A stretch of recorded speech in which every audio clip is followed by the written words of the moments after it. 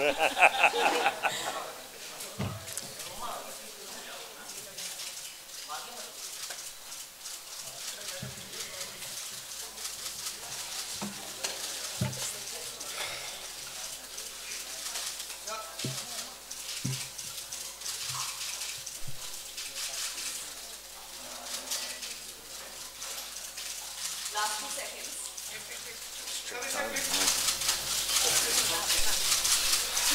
it reminds me of 8.5.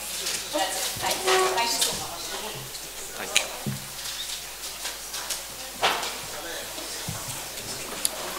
Thank you very much.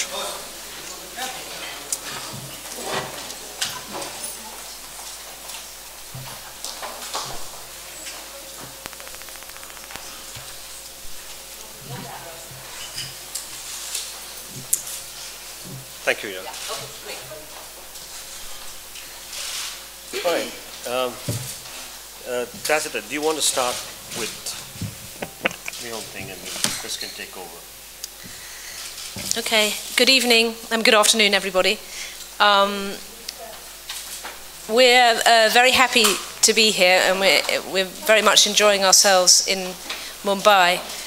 We've just come from our roundtable discussion. This is something that we initiated in 2015 in the Getty Research Institute in Los Angeles. And it was the first time that we encouraged the various communities involved in the use of film, from artists, filmmakers, stock manufacturers, lab owners, the Academy for Motion Picture Arts and Sciences, festivals, education, to sit around museums as well, to sit around one table and to discuss with great concentration how we could keep film as a medium available for future generations. And this was the first of four. This is the first of four. The second one was in London. The third one happened in Mexico City without Chris. And then now we're in Mumbai, Reframing the Future of Film 4. Yeah, Chris, you want to just add? You want to talk about what do we want to tell about why are we here and why are we here? I'll just give the background.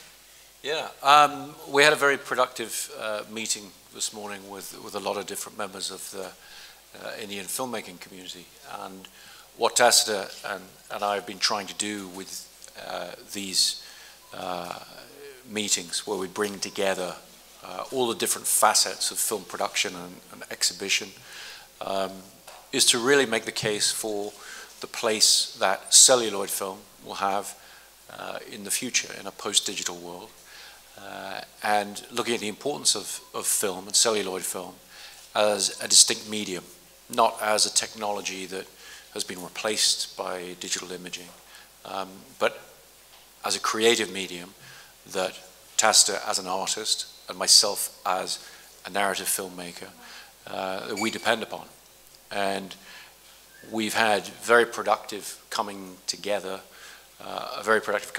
in different filmmaking communities around the world, as Tacita said, starting with Hollywood, and then going to Britain, and now coming here to the largest film industry in the world, and really trying to engage filmmakers in this discussion about how we can maintain and improve and continue to enjoy a celluloid, photochemical, analog infrastructure for filmmaking.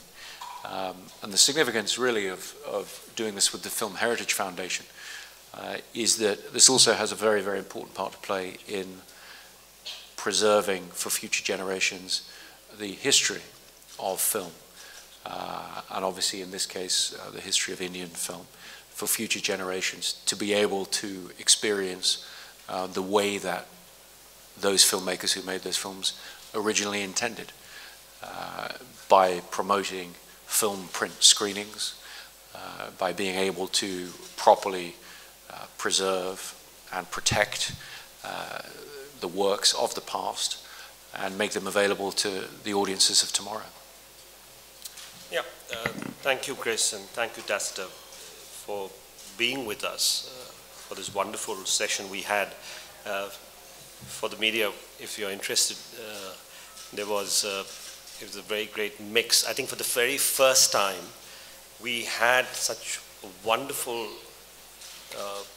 people from different aspects of creativity coming together, whether you had the director Sabyasachi Mukherjee or Tasneem Mehta from the museums, or you had Shah Rukh Khan and Mr. Bachchan, or you had the exhibitors from Inox, PVR, even from SP Films from the South, or some of the big DOPs, Santosh Sivan, Sudeep Chatterjee, Jaya Bachchan, Anupama Chopra, Siddharth Roy Kapoor. And I think what is very important as a film preservationist and also as a filmmaker, because I've shot everything on celluloid in whatever I've shot with, is that we are fighting a battle to save celluloid films in India, where people are disbanding those films. People are not realizing the importance of celluloid. And when you have two such great advocates who are talking about coexistence with digital format, coexistence in projection, coexistence in every aspect as a medium of film, it just strengthens our advocacy for celluloid as a preservation tool. I mean, we shouldn't forget in India, till 2014, we were still shooting on film. I mean, when I shot Celluloid Man, I was so interested that it should be shot with different cameras. So I actually shot on every possible camera which existed, whether it was Super 8, 16, even a 70 Panavision, every possible. And it was because I wanted to experiment, because I knew that I'm dealing with a history of films. And with the history of films, what is fascinating for me is the transition of different periods which we have gone with formats and the change we've seen in terms of celluloid. And I wanted to have all that in one film because I didn't know when will I get a chance to shoot different formats and different films. And I think that challenge to preserve different formats, the different forms of celluloid, I think that's something which is a challenge even now for us, because people are sort of digitally transferring films in a sort of format in India, especially for India, where everything is called HD, and we are disrespecting the aspect ratios. So for me, this dialogue was of utmost importance in projecting film, in shooting in film, and more importantly, for preservation. We have been reading reports everywhere of how many films are being lost or thrown, or I visit godowns and, you know, you're just seeing a sad way celluloid has been neglected and people have just moved on. So I hope their advocacy will help us to preserve this long history. I mean, till 2014, we were shooting in celluloid. Do you want to throw that away? So let's preserve that. Yeah. So that's what we were talking about. Yeah. Anything? So do we take questions or we carry on? Yeah. Ira, do we take? That's it? Yeah.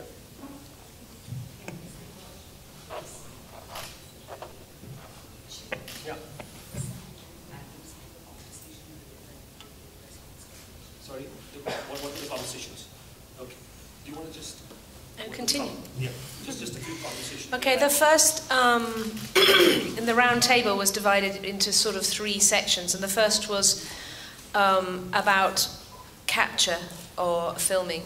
I should say that also amongst us was Jeff Clark, the CEO of Kodak, who in our Getty event came out and said that actually Kodak is absolutely committed to film. And this, and again in the public event that evening, and this was a moment where, you know, there had been a lot of you know, speculation that film was over, and actually to this day I keep being asked, does Kodak still make film? And they do, very much so. And so that alone is to try and stop the understanding that, or the misunderstanding that the film is not available anymore. It is available, it's very much available. And I think the whole point of this, and I'm an artist, so my context is within galleries and museums, and what's very important to me, and which is as something that's having spoken to Chris a bit about this, is that a lot of filmmakers are not allowed to choose, actually don't have the right or the authority to choose the medium with which they want to make their work. And in art, of course, in my world, mediums, and I pluralize it deliberately to give it power, are what artists use. We all know that artists use, paint, they can use print, they can use photography, film, sculpture. That makes sense to everybody in this room. And within cinema, to be told you can only use digital was a very foolhardy thing. So this was the beginning of our discussion, was about how to encourage people to shoot on film again, and saying that it's available was the first thing. And also, in a way, to counteract the negativity about film, the pessimism. And so that was, and then we moved on to exhibition. That it's very important that clearly cinema is in India and in much of the world in a mass way is become digital cinema. But that doesn't mean that film's not available in some theatres and archives and in museums, and also for special occasions like Dunkirk. And then the final thing was preservation. So we split it into these three areas.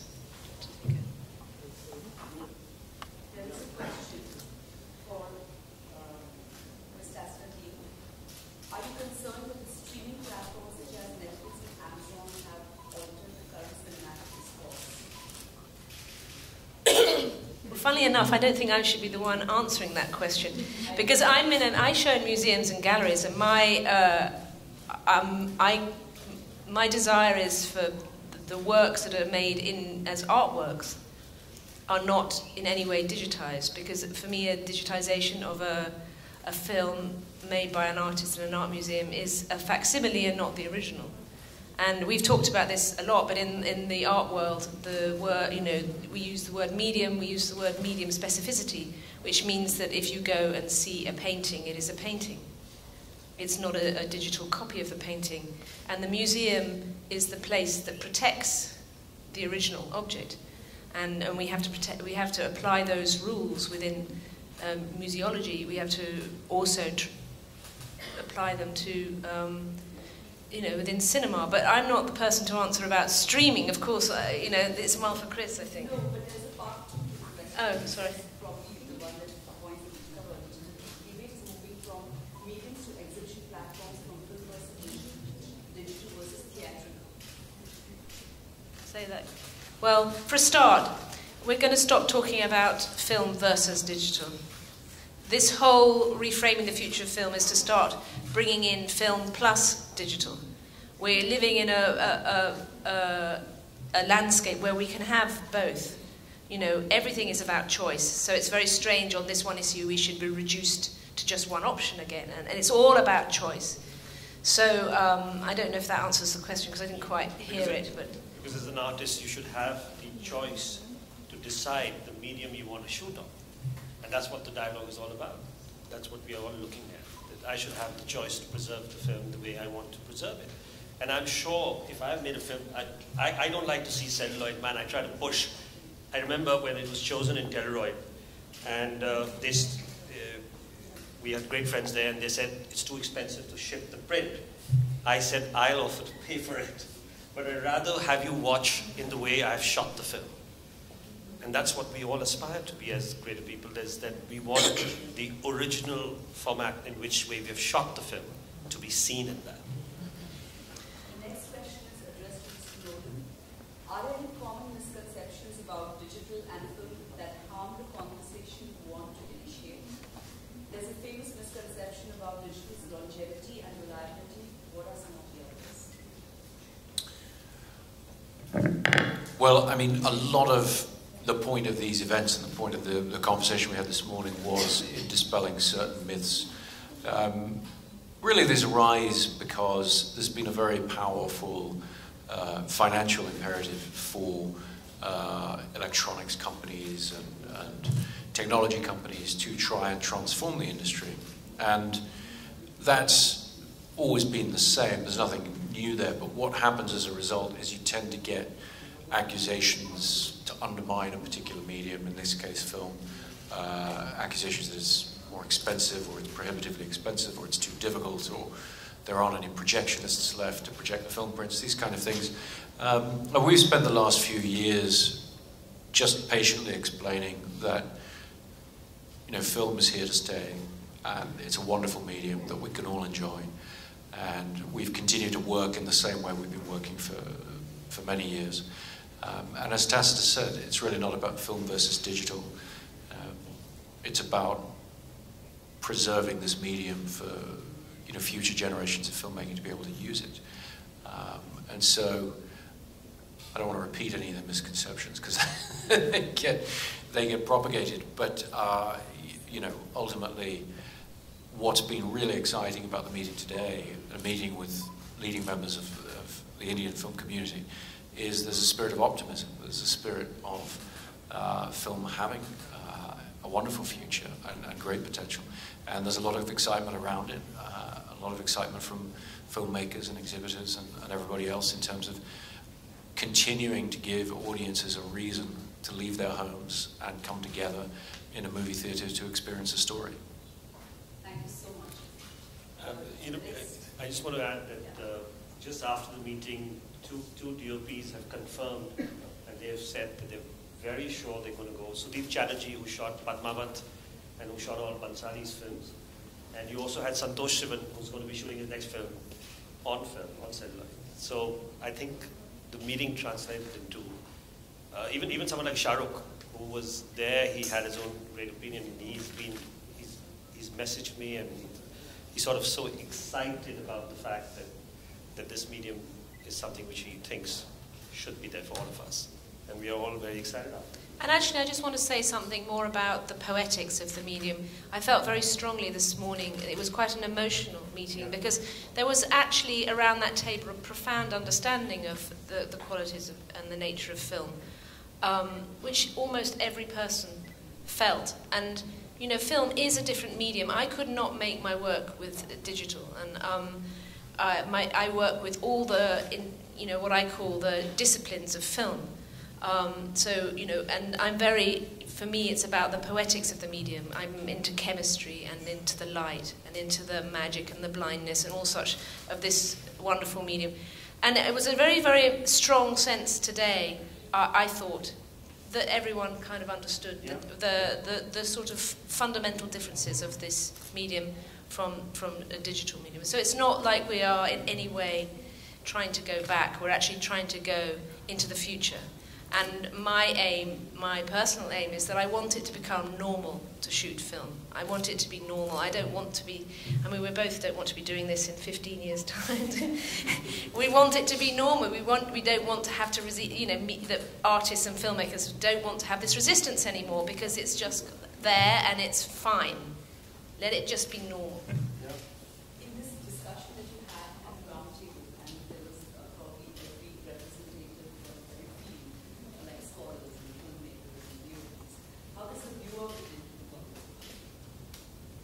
Well, I mean, very much so, actually.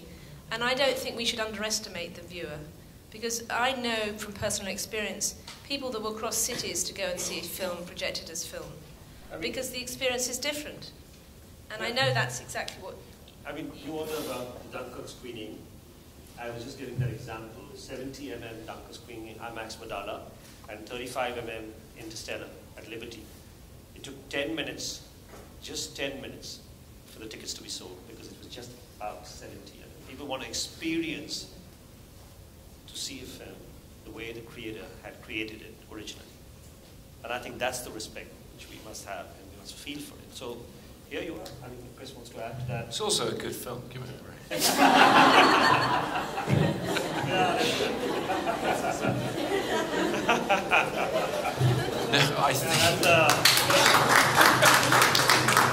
No, I think it's exactly the point, which is I work in a field where the audience is constantly being underestimated by people who finance the films and distribute the films. There's often a feeling of nobody cares, nobody knows the difference. And actually, when you talk about myths to be dispelled, I think the main myth is when this discussion has arisen in the past about why somebody would choose to shoot film even if it seems more difficult than shooting digitally, they speak as if filmmaking were a logical and a pragmatic thing to do, and it's not. And no film is logical and pragmatic. Films are about dreams, they're about magic, they're about escapism and experience. And so, to a certain extent, you have to embrace your emotional side and your feelings about the medium, and whether you want to work that way or not work that way. Those things become important. And I think we see that just as much from audiences as we do from filmmakers. We're constantly in dialogue with audiences. Indeed, we are the audience ourselves. And we forget that at our peril. And somewhere I feel not enough choice has been given to the audience too in India. You know, they don't have, I mean, really, if you really want to see a film on 35mm or 70mm, where do you go and see it? And that was the whole point of the dialogue, that to make that space available, to see whether exhibitors can come forward, where they could be. You know, I was just before Tacita got in touch with me, I was in constant dialogue to have 35mm screening in the preview theater of Liberty as a club where they can experience the 35mm, because we didn't have our own space. We don't have a museum or a space because we are a very young foundation. And I think this dialogue will help that to sort of feature. Even the NCP, where we are going to be talking, they have 35mm screenings, they have 16mm public projectors, but they haven't been working. And the inspiration we will get out of this is the fact that you will see them running back soon. So I think the viewers are going to get it.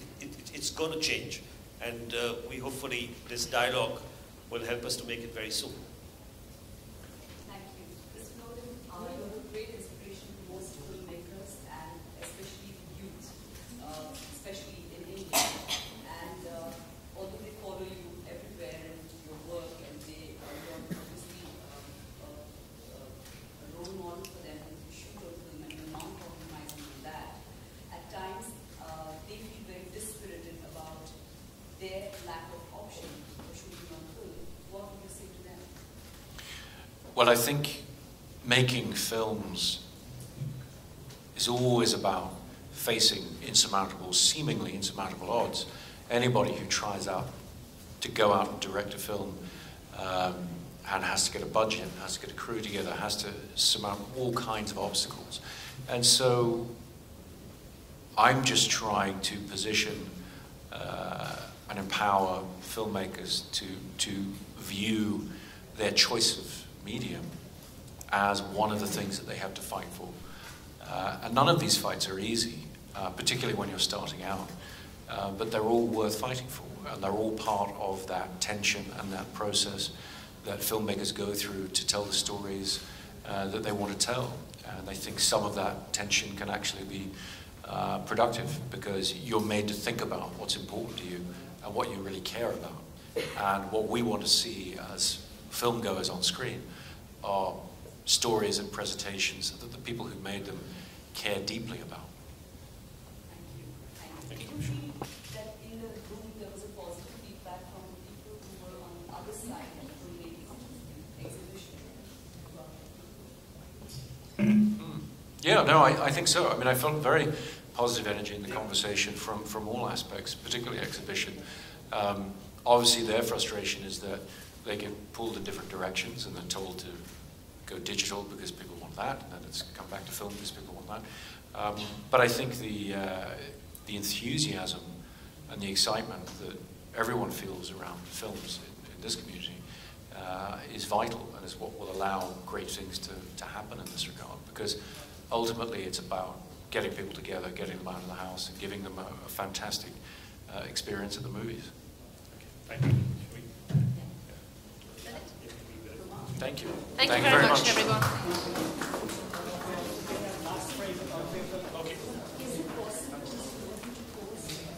दादा थोड़ा नीचे हो जाओ ना Chang थोड़ा नीचे Chang थोड़ा पीछे दादा चैंग थोड़ा नीचे बैठना please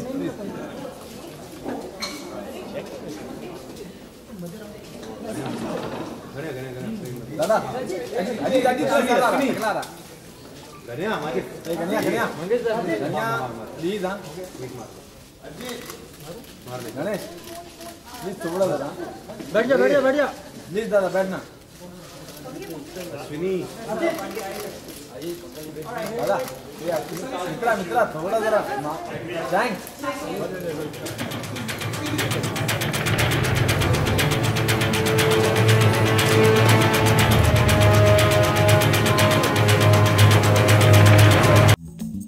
Like, share and subscribe to TVNXT Bollywood.